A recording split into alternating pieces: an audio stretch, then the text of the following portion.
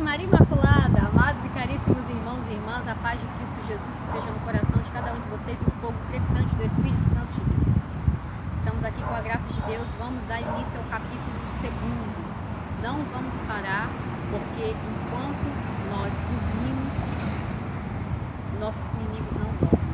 Portanto, sejamos atentos e despertos, como a esposa do Cântico dos Cânticos, e vamos estar despertos, para assim vermos a vitória e o triunfo do Imaculado Coração de nossa boa mãe. Pelo sinal da Santa Cruz, livrai-nos Deus, nosso Senhor, dos nossos inimigos. Em nome do Pai, do Filho e do Espírito Santo. Amém. A vossa proteção recorremos, Santa Mãe de Deus, não desprezeis as nossas súplicas em nossas necessidades, mas livrai-nos sempre de todos os perigos, ó Virgem gloriosa e bendita. Amém. Vinde, Espírito Santo, vinde por meio da poderosa intercessão do Imaculado Coração de Maria, vossa amadíssima esposa. Vinde, Espírito Santo, vinde por meio da poderosa intercessão do Imaculado Coração de Maria, vossa amadíssima esposa. Vinde, Espírito Santo, vinde por meio da poderosa intercessão do Imaculado Coração de Maria, vossa amadíssima esposa. Vamos para o capítulo 2. As verdades fundamentais da devoção à Virgem Maria. Até aqui dissemos alguma coisa sobre a necessidade que temos da devoção à Santíssima Virgem. Torna-se necessário dizer agora em que consiste esta mesma devoção. É o que farei com a ajuda de Deus depois de propor algumas verdades fundamentais, donde se deduzirá a grande e sólida devoção que quero dar a conhecer. Artigo 1º. Jesus Cristo é o fim último da devoção à Virgem Maria. Primeira verdade. Jesus Cristo, nosso Salvador, verdadeiro Deus e verdadeiro homem, deve ser um fim último de todas as devoções, que de outro modo seriam falsas e enganadoras. Jesus é o alfa e o ômega, o princípio e o fim de todas as coisas. Nós não trabalhamos, como diz o apóstolo, senão para tornar cada homem perfeito em Jesus Cristo, porque só nele habita toda a plenitude da divindade, e todas as outras plenitudes de graça, virtude e perfeição. E só nele fomos abençoados com toda a bênção espiritual. Ele é o nosso único mestre que nos deve ensinar, o único Senhor de quem devemos depender, o único chefe a quem nós devemos unir, o único modelo ao qual nos devemos assemelhar, o único médico que nos há de curar, o único pastor que nos deve alimentar, o caminho único que nos deve conduzir, a única verdade em que devemos crer, a única vida que nos deve animar, o único tudo que nos deve bastar em todas as coisas. Não nos foi dado debaixo do céu outro nome, pelo qual devamos ser salvos, senão o nome de Jesus. Deus não constituiu outro fundamento da nossa salvação, perfeição e glória, senão Jesus Cristo. Todo edifício que não estiver erguido sobre esta pedra firme, está construído sobre areia movediça, e mais cedo ou mais tarde acabará infalivelmente por cair. Todo fiel que não estiver unido a Jesus, como o sarmento à cepa da vinha, cairá, secará e só servirá para ser lançado ao fogo. Fora de Jesus Cristo tudo é extravio, mentira, iniquidade, inutilidade, morte e condenação. Mas, se estamos em Jesus Cristo e Jesus Cristo está em nós, não há condenação a temer. Porque assim nem os anjos do céu, nem os homens da terra, nem os demônios do inferno, nem qualquer outra criatura nos podem prejudicar, pois não nos poderão separar da caridade de Deus, que está em Jesus Cristo, conforme Romanos 8:39.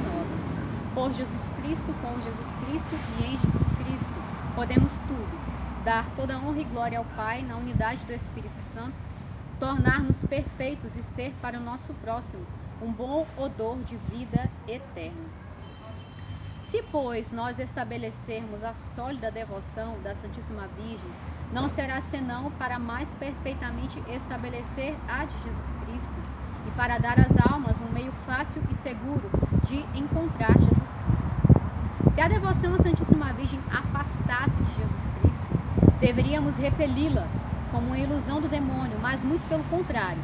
Como já o fiz ver e o voltarei mais tarde, mais adiante, essa devoção é-nos indispensável para encontrar perfeitamente Jesus Cristo, para o amarmos ternamente e o servirmos com fidelidade.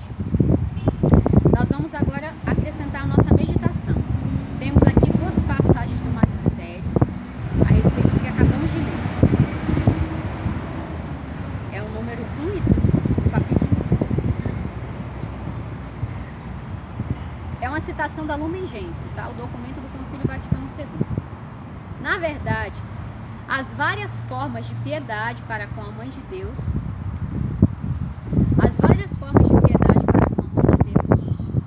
aprovadas pela Igreja, dentro dos limites da sã e reta doutrina, segundo os diversos tempos e lugares e de acordo com a índole e o modo de ser dos fiéis, tem a virtude de fazer com que, honrando a Mãe, melhor se conheça, ame e glorifique o Filho, por quem tudo existe, conforme Colossenses 1, 15 e 16, e no qual aprove a Deus que residisse toda a plenitude, Colossenses 1, 19.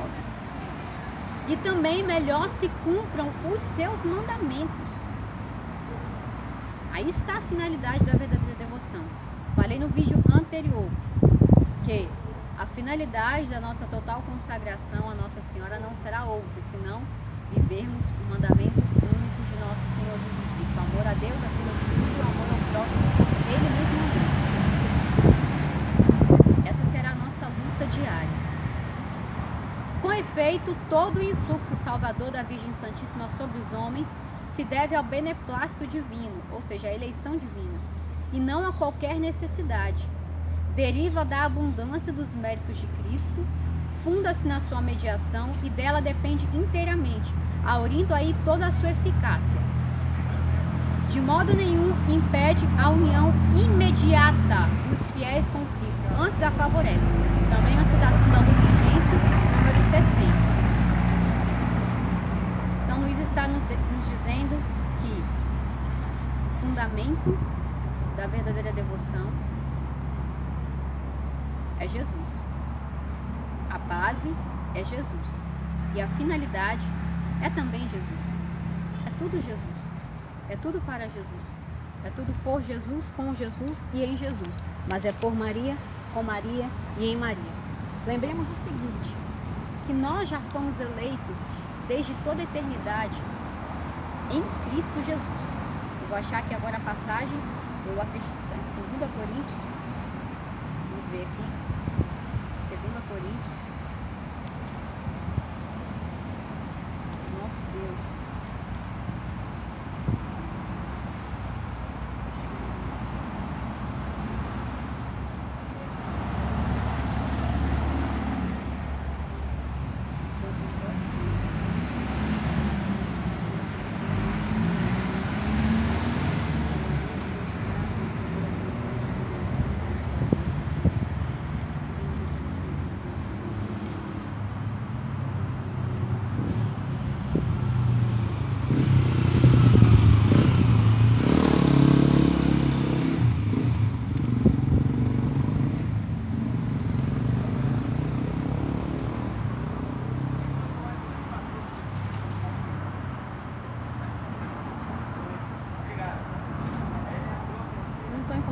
Passagem que eu gostaria, mas eu vou citar outra, tá bom? Que vai nos fazer meditar sobre esse mesmo assunto. Vamos lá. Efésios 1. Efésios 1. Eu estou falando aqui da eleição divina em Jesus desde toda a eternidade para cada um de nós. Efésios 1, a partir do 3. Bendito seja Deus, Pai de nosso Senhor Jesus Cristo, que do alto céu nos abençoou com toda a bênção espiritual em Cristo e nos escolheu nele, antes da criação do mundo, para sermos santos e irrepreensíveis diante de seus olhos. No seu amor nos predestinou, para sermos adotados como filhos seus por Jesus Cristo, segundo o beneplácito de sua livre vontade. Nos escolheu em Jesus, antes da fundação do mundo. Tivemos há alguns dias, estamos no início de fevereiro, a primeira leitura, eu acredito que foi no domingo retrasado. Nós estamos no 4º domingo do tempo comum, acho que foi no 2º domingo do tempo comum, a leitura do profeta Jeremias, Jeremias 1, eu vou abrir aqui. Jeremias 1.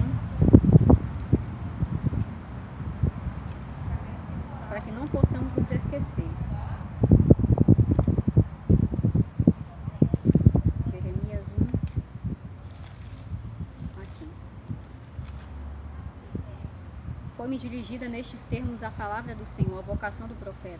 Antes que no seio fosses formado, eu já te conhecia. Antes de teu nascimento, eu já te havia consagrado e te havia designado profeta das nações. A vocação do profeta é a vocação de toda a humanidade. Em Jesus Cristo fomos predestinados. Portanto, ele é o princípio e o fim, o alfa e o ômega, como nos diz São Luís Maria Grão de Montfort. O princípio e o fim de todas as coisas. E foi nele que nós fomos eleitos. Portanto, nele também se dá a eleição da Santíssima Virgem em cada um de nós. Foi o que acabamos de ler também aqui nas palavras da Lumen Gentium.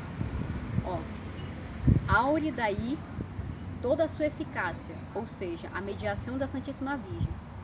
De modo nenhum impede a união imediata dos fiéis com Cristo, antes a favorece. Se deve ao beneplácito divino, a eleição divina em Jesus. Então, tomemos posse da nossa eleição. Não fomos nós que fomos escolhidos, mas foi Jesus que já havia nos escolhido desde toda a eternidade. Jesus já havia nos consagrado desde toda a eternidade. Portanto, cabe agora a nossa santa perseverança neste caminho. Vamos acrescentar agora aqui ainda mais alguns números do capítulo 2.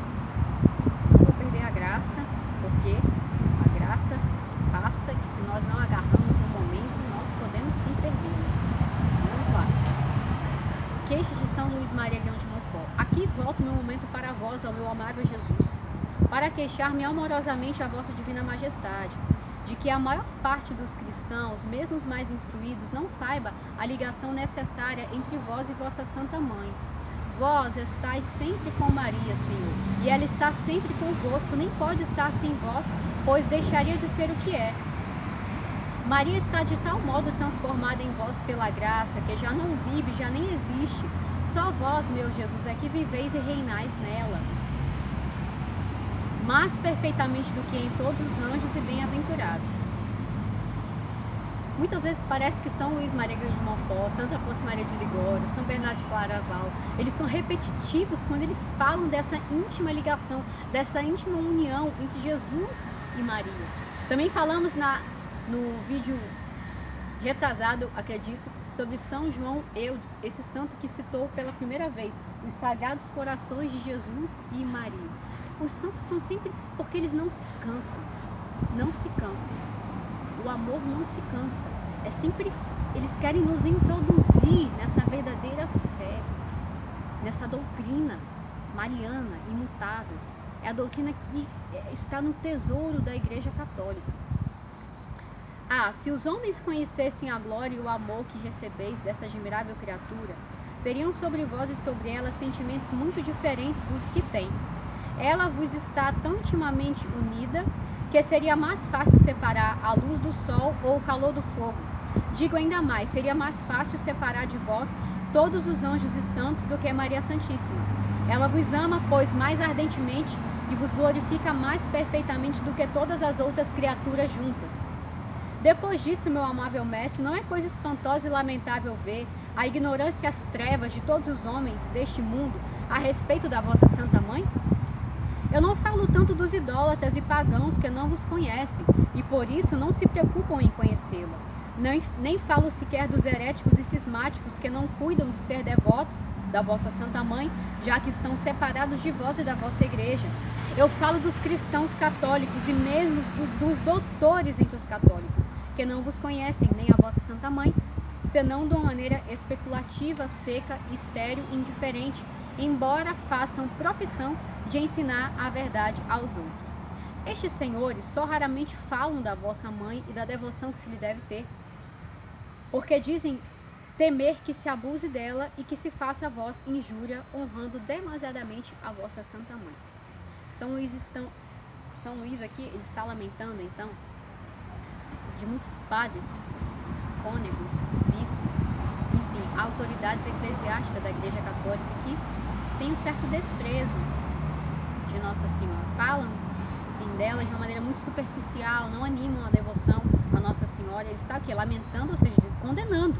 Ele está aqui claramente condenando. Está errado. Está errado. Um devoto da Santíssima Virgem fala da devoção a esta boa mãe de uma forma terna, forte e persuasiva, como de um meio seguro e sem ilusão, de um caminho curto e sem perigo, de uma via imaculada e sem imperfeição, de um maravilhoso segredo para vos encontrar, amar perfeitamente e amar perfeitamente. Mas se esses senhores veem ou ouvem alguém falar muitas vezes assim, levantam-se contra ele e apresentam-lhe 1000 falsas razões para lhe provar que não se deve falar tanto da Santíssima Virgem, que há grandes abusos nessa devoção e que é preciso empenhar-se em destruí-los e em falar mais de vós, de preferência, e a levar os povos à devoção a Maria, a quem já amam bastante. Deixa pra lá, não vamos falar da devoção a Nossa Senhora. É o que esses senhores mal instruídos fazem. Por vezes falam da devoção a vossa Santa Mãe, ó Jesus, mas não para estabelecer e propagar, mas para destruir os abusos que dela se fazem. Estes senhores não têm piedade nem devoção terna para convosco, por não terem nenhuma Maria. Consideram o rosário, o escapulário, o terço como devoções de efeminados, próprias para ignorantes e sem as quais nos podemos salvar. E se lhes cai em mãos algum devoto da Santíssima Virgem que reze o terço ou se entregue a qualquer outra prática de devoção para com ela, depressa lhe mudarão o coração e o pensar. Aconselham que se rezem em lugar do terço os 7 salmos. Em lugar da devoção a Nossa Senhora, recomendar-lhe-ão a devoção a Jesus Cristo. Ó meu amável Jesus, terão essas pessoas o vosso Espírito? Dão-vos gosto procedendo deste modo? Agradar-vos-á quem não empregue todos os esforços para agradar a vossa mãe, com receio de vos desagradar? Por acaso a devoção à vossa Santa Mãe impedirá a vossa? Atribui-se ela a si mesma a honra que lhe prestam? Forma ela um partido à parte? É ela uma estranha, sem ligação alguma convosco? Desagradar-vos-á quem procura agradar-lhe? Separa-se ou afasta-se do vosso amor quem a ela se dá ou ama? No entanto, meu amável mestre, se tudo que acabo de dizer fosse verdade, a maioria dos sábios, para o seu castigo, o castigo do seu orgulho, não poderiam afastar mais as almas da devoção à vossa Santa Mãe, e não lhe poderiam votar mais indiferença. Livrai-me, Senhor, livrai-me dos seus sentimentos e práticas. Dai-me parte nos sentimentos de gratidão, de estima, de respeito e de amor que vós tendes para com a vossa Santa Mãe, para que eu vos ame e glorifique mais na medida em que vos imitar e seguir de mais perto. Glória a Deus. Ficamos então por aqui até o número 65 do capítulo 2. Pedimos então a bênção de nossa Mãe do Céu, que ela nos ajude a perseverar nesse caminho. A vossa proteção recorremos, Santa Mãe de Deus. Não desprezeis as nossas súplicas em nossas necessidades, mas livrai-nos sempre de todos os perigos, ó Virgem gloriosa e bendita. Amém. Caríssimos e amados irmãos e irmãs, seguiremos em frente, sabendo que Nossa Senhora já nos alcançou a vitória, com a bênção e uma dose elevada da virtude da humildade e do amor a Deus. Com o vosso Filho, ó Mãe Pia, abençoai-nos, ó Virgem Maria. Em nome do Pai, do Filho e do Espírito Santo. Amém. Salve Maria Imaculada. Até a próxima, se Deus quiser.